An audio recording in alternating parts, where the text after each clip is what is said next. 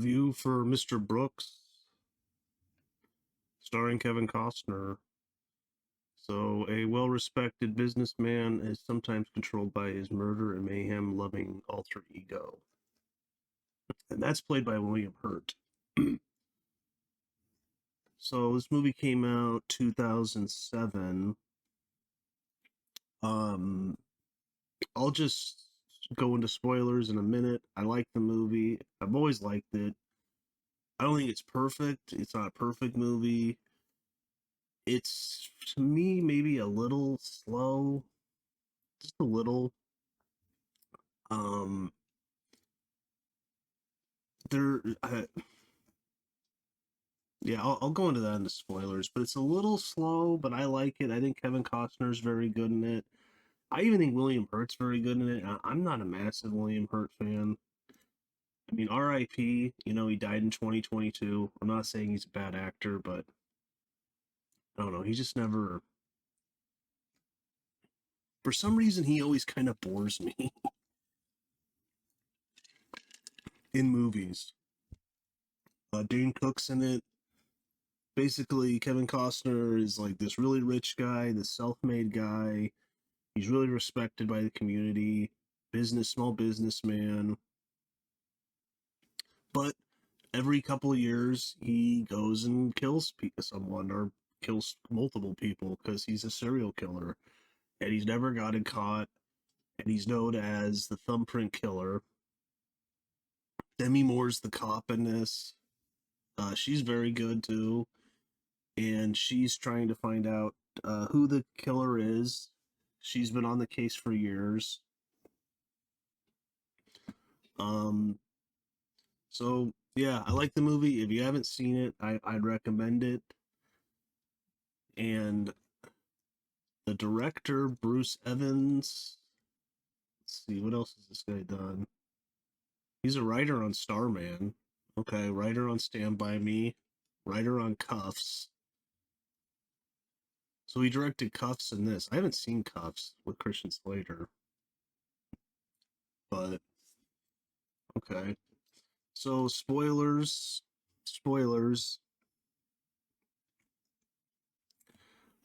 He kills these two people. I really like how he plans it out. He has the gun in a bag, in like a plastic bag. It's wrapped around his hand. He has it all planned out. He he uses like a magnet device to enter their houses. And he does this, but he didn't do all of his research, I think, on this one. He was kind of a little too quick to do it because this couple likes to have sex in front of a window. That's right, and there's an apartment right across the street, and people know in that apartment that they like to have sex basically in front of people. So like they like it. He doesn't know that. So they're having sex. He walks in, he kills them, shoots them both in the head. And then he goes over to the window and he's like, "Oh man, this window's wide open. People can see right in here." So he closes it. He thinks he's okay. He goes about what he does. The cops say he even digs the shells out of their skulls. It's pretty crazy. But it doesn't go to plan because Dane Cook, yes, that Dane Cook, which he's maybe a weak point in the movie. Like, I don't know. Is he even really an actor? Like, isn't he a comedian? Supposedly, but a lot of people don't like his comedy. I don't know. I haven't really listened to his comedy, but well, I guess he's been in a bunch of stuff. I don't know. He's okay in this. Kevin Costner is, the Kevin Costner is the reason to watch this, and Demi Moore is pretty good too. So,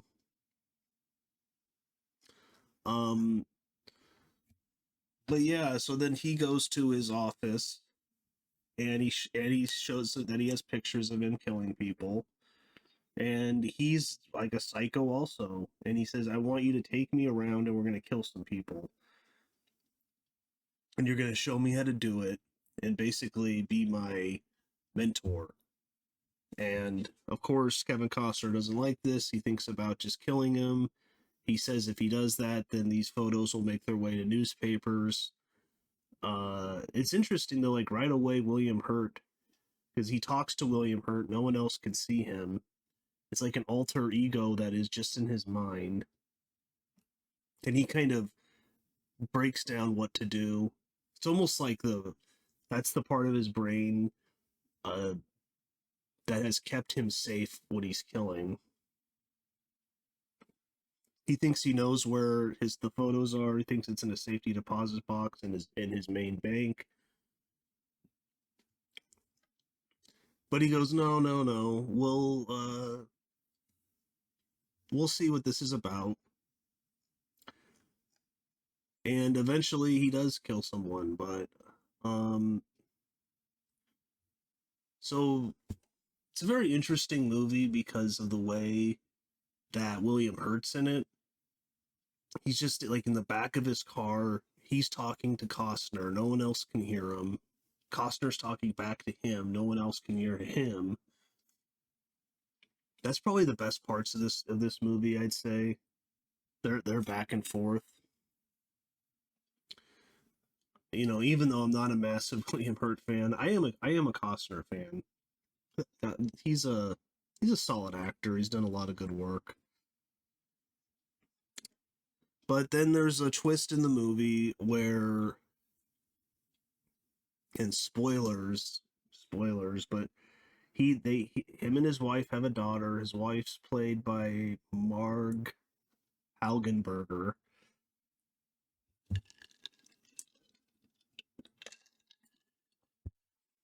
The daughter's played by Danielle Panabaker, and she goes and sees him. She's in college. She says she quit college. Then she also tells him that she's pregnant, and she's not sure if she's going to keep the kid. Of course, him and his wife want her to keep the kid because, you know, they want to be grandparents.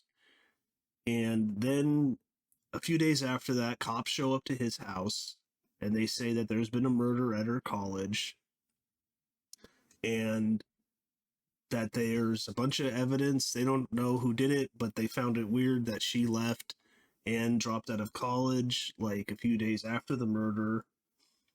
Then also they want to know where her car is. She says the car was stolen, but she told Kevin Costner, her dad, that a friend is driving it across country and then they're going to bring it back to him, which is a bizarre story. Like, you just let a friend borrow your car and drive it across country? Sure. So then he's freaking out because he's saying to himself, oh my God, she's like me. She has what I have. You know, she's a serial killer. And spoilers, she is. He even then begins to question if she loves him. Maybe he begins to question if maybe she would kill him. Some good scenes between him and her, like when he asks her if she loves him. And at the very end, there's a brutal scene where, spoilers, he's like going to like kiss her before, you know, when she's gonna go to bed. She pulls out a scissor, stabs him in the neck. Just a dream sequence though, but some really nice practical effects there with the blood shooting out, and I thought that was done pretty well. Because I've seen this before, but when it happened, I was like, oh man, did she actually do it like he thought she would? But no, it was just a dream sequence. He wakes up, he's freaking out. Because earlier she came to him and she's like, well, why don't I study under you for your job? She's like, just in case anything happens to you, you know, I could run your business. So he's kind of like, does she want to replace me? So there's obviously some trust issues. Because I don't think it's that odd. Like, she's like, yeah, why don't I just work for you? I mean, you're a super rich guy. I could work for you as your understudy. and then in, many years you can retire or whatever, and I could just run the business. I mean, it makes sense to me. But so he's kind of suspicious of that. He's suspicious of Dane Cook, who is, trying to put him in a situation which he doesn't like. He's very controlled. He only kills these people every couple years. The last one, he says he's never going to do it again.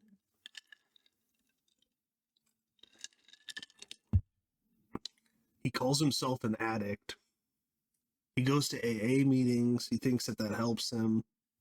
He also prays. Just like interesting. It's like, I don't know, man. Maybe just don't go around being a serial killer. Like, but yeah, he keeps repeating this Bible verse about he has no power. And yeah, I just like the movie. I think it's like a little too long, maybe. There's only really like two murders. Well, there's the one in the beginning, which is two, and then at the end, so there's like three murders. But there's also this side plot, which I guess kind of works with Demi Moore, her ex-husband who cheated on her a bunch of times. She said that he slept with his sister, with his cousin. He's sleeping with every woman available, cheating on her. They're in talks about a divorce. He wants like $5 million because Demi Moore is very rich, but she's a cop, but she's also worth like $60 million that she got from her father or something. But she chooses to be a blue collar cop. She doesn't need the money, but she doesn't want to pay him. He wants like 5 million. She only wants to give him, I think in the beginning, like 700K. And then she's like, okay, just give him 2.5, I think. And then they're about to agree to it. Mr. Brooks, Kevin Costner, finds out about this little problem. And the last act of the movie, I think, is the best, because I like how well, for one, he puts an alter ego on. He flies out to the college his daughter was at, and he kills another person, which they don't show. They show it it's off screen.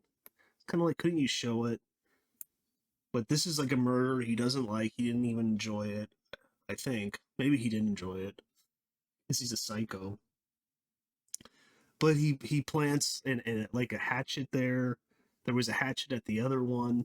So now they think there's a serial killer, and since his daughter is, hundreds of miles away in his house, then they don't suspect her anymore. I thought that was a little convenient, because like a hatchet was left at the first murder, but they never show these murders, so I don't know. I understand why they don't show the daughter doing it, because that's like a twist. But it's like, but if she left a hatchet there, did she leave fingerprints on the hatchet? Did she leave Yeah, I mean, and then fingerprints everywhere else. Was there blood all over the place? Because he even says it will just take him like a week or 10 days or 2 weeks for them to connect all of this to her.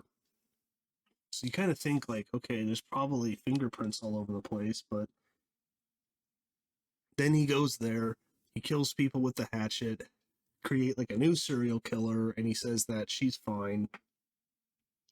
He says to her, oh yeah, like last night someone else was killed with a hatchet, so now they think it's a serial killer, and since you were sleeping here last night, you're off the hook.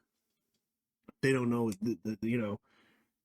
they're not interested in you anymore. So it's a little convenient of the script, but the daughter doesn't know that he's a serial killer. The daughter never told him that she killed, but he covered it up for her. And then you get into the end of the movie, and so Demi Moore's with the husband thing. She hates him. She even said when they were talking both with their lawyers that she wants him dead. So that's like on record. he then um he then goes and kills him and his lawyer. I think it's his lawyer who he's having an affair with Dane Cook. And this is the murder that Dane Cook gets off on. But Dane Cook's a complete idiot. And when they're about to go in there, he's like, "Oh, I gotta go to the bathroom really bad," and he's like, "This will be quick."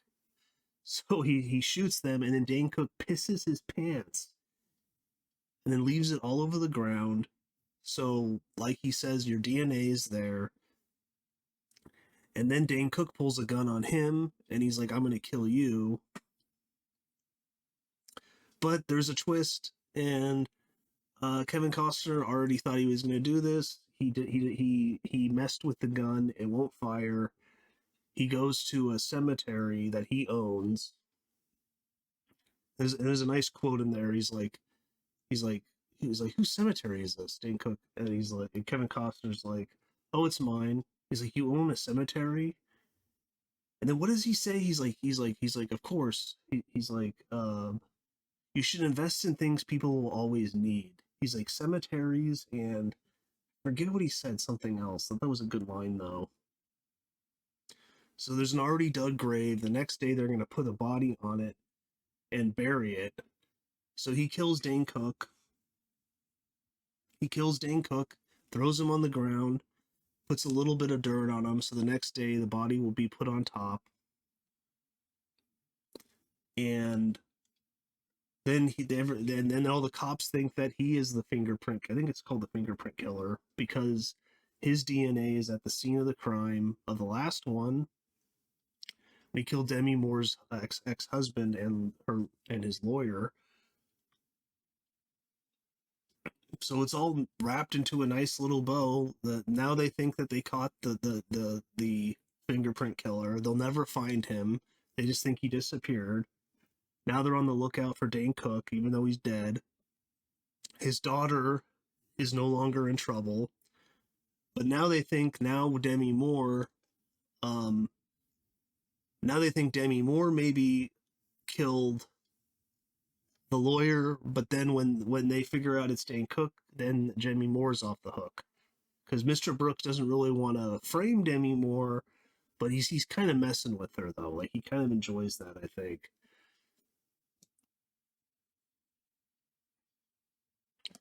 So this is a movie I always thought they could have made a sequel to, especially like the daughter. It's a little bit like Dexter, maybe, you know? Like he could go off and kill with his daughter, but most likely his daughter will kill again, and she's really sloppy about it. Unlike him, he's controlled. But they've never made a sequel. So the movie was written with Kevin Costner in mind. Oh, according to interviews with Kevin Costner, this was supposed to be the first movie in a trilogy. Kevin Costner thought the script was one of the most perfect scripts he's ever read, and that there were only 3 scripts he'd read that made him feel that way. Reportedly, William Hurt took the role of Marshall because he loved the idea of someone going to an Addicts Anonymous class to cure homicidal actions. I don't know if it's the most perfect script I've ever read, but it is a pretty good one. There's also this whole side plot about Demi Moore and this guy that she locked away years ago, escaped from jail. He's trying to kill her with this other lady, like with his girlfriend. I thought that part didn't work that well. It kind of just allows for a little bit more tension in the middle of the movie, which the middle of the movie does kind of have a lull, so I understand that. And then it results in there's a shootout in a hallway. They try and kidnap her earlier, in a van. She's able to escape. There's a shootout in a hallway. It's a nice little shootout. I mean, the guy and his girlfriend are like the worst shots ever. It's like, what are you, like stormtroopers? Like it's literally this guy. He has the drop on Demi Moore. He pulls a gun out, shoots, misses. He's unloading his whole clip. The girlfriend's right there. She unloads her whole clip at Demi Moore. They all miss. I don't think they hit her once. I was like, man, they're like the worst shots ever. Like total like stormtroopers.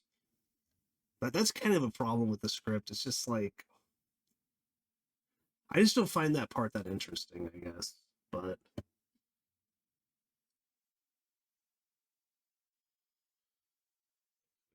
um that's about it though. I do like the movie. It's not perfect, but it's pretty solid thrill. I would say it's a thriller.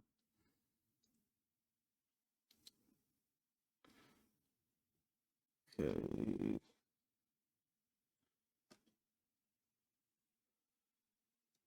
Yeah, this is the first film Bruce A. Evans directed since Cops.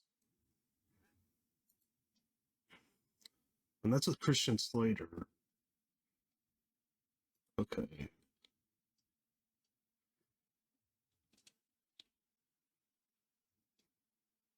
Zach Braff was originally cast as Mr. Smith.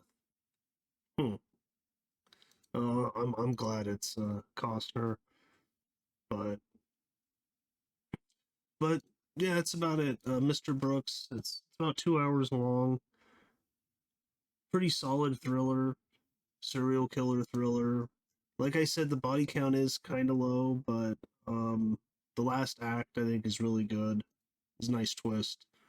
So, but that's about it though. If you could do me a favor and smash that like button, that'd be great. It really helps the channel. I'll see you next time.